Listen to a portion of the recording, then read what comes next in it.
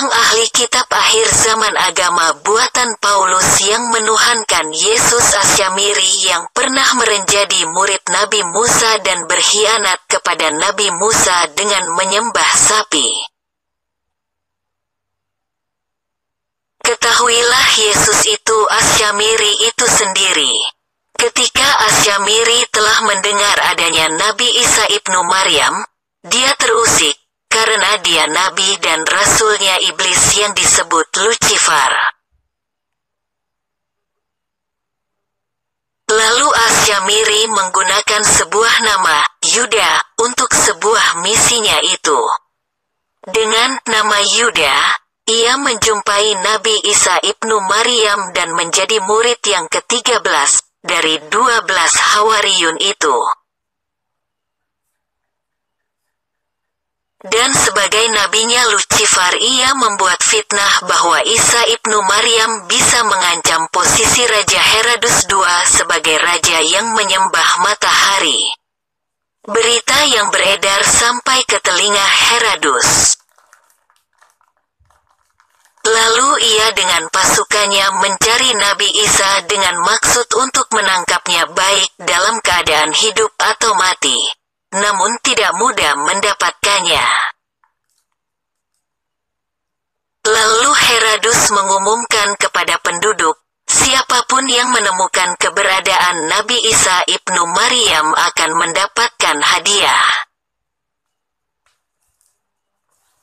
Mendengar hal itu datanglah Yuda memberitahukan tempat keberadaan Nabi Isa ibnu Maryam.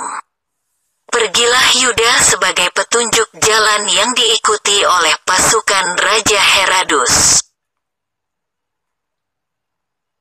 Ketika Yuda telah mencapai tempat persembunyian Nabi Isa, terdengar gemuruh pasukan berkuda yang menuju ke tempat persembunyian beliau dan beliau tidak punya kesempatan untuk menyelamatkan diri. Maka detik itu Allah mengutus malaikat Jibril, mengambil beliau dan tinggallah Yuda yang terpaku pada tempatnya dengan rupa Nabi Isa. Seketika itu pasukan Raja Herodes menangkapnya.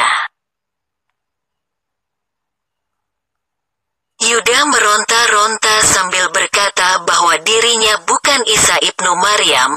Yuda berkata, Isa ibnu Maryam dibawa malaikat, namun tidak ada yang percaya karena Yuda serupa persis dengan Isa ibnu Maryam.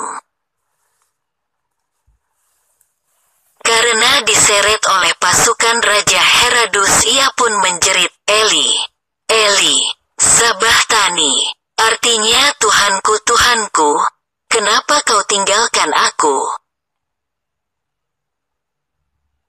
Yang dimaksud Yuda bukan Allah, Tuhannya Isa ibnu Maryam, melainkan Lucifer yang mengutus Asyamiri sebagai Rasul Lucifer. Tamatlah riwayat Yuda mati digantung di paku di tiang salib. Setelah mati, Yuda diturunkan dan dikafani lalu dimasukkan ke gua pemakaman. Namun 3 hari kemudian ada muridnya yang mengunjungi gua dan dia masuk gua itu, namun ia tidak menemukan jasad Isa ibnu Maryam, yang ada cuman kain kapan.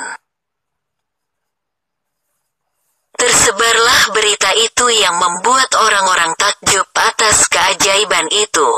Lalu Yuda kembali dalam rupa Asyamiri yang sudah hidup lagi itu, dan sebagai nabi iblis pembuat kitab Talmud. Ia melancarkan dakwahnya kepada Paulus dengan mengajarkan bahwa yang disalib itulah anak Tuhan, karena Tuhan bersemayam pada dirinya, maka dia hilang dari gua.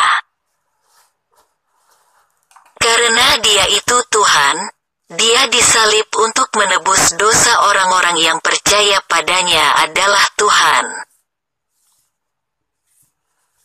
Asyamiri dan Paulus akhirnya mengajarkan konsep ketuhanan dengan mengambil isi kitabnya sebagian untuk diajarkan kepada Bani Israel Nazaret bahwa barang siapa percaya yang disalib itu Tuhan, maka Tidak ada dosa lagi, semuanya sudah ditebus oleh Yesus. Dan itu pelesetan nama Yuda disebut Yesus. Karena pada Yuda itu telah bersatu dengan Tuhan, maka sembahlah ia.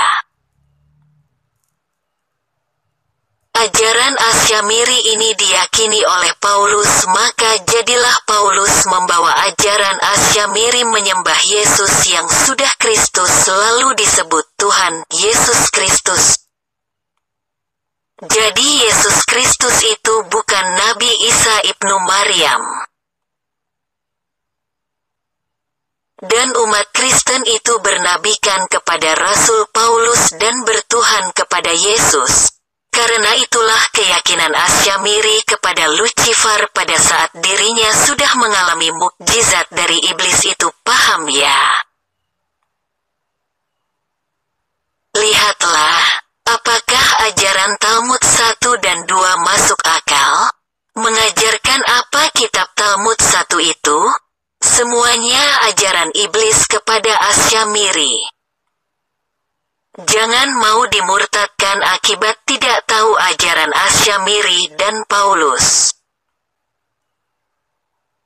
Dan ketahuilah atas pengkhianatan Asyamiri yang dalam ajarannya juga bahwa Yesus Kristus yang raib misterius itu akan hadir menjelang hari kiamat sebagai juru selamat.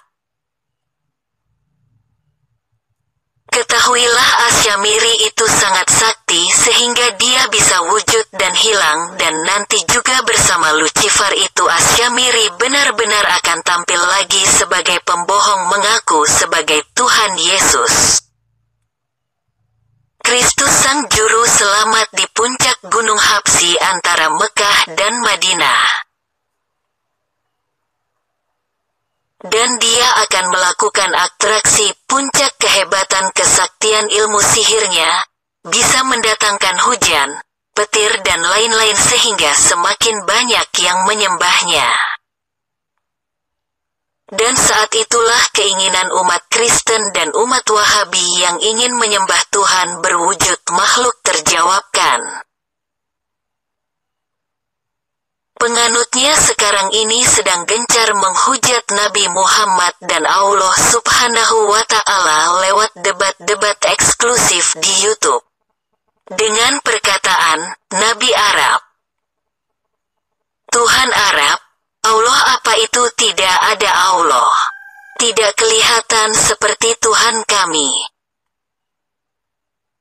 Mereka umat Kristen bekerja sama dengan umat Muhammad bin Abdul Wahab utusan Asyamiri dalam versi yang berbeda menghujat Allah dan Rasulnya, menghujat para syahabat Khulafai Rasyidin, menghujat para ulama tabi'in dan ulama tabi'ut tabi'in dan para wali-wali Allah dengan tuduhan bid'ah.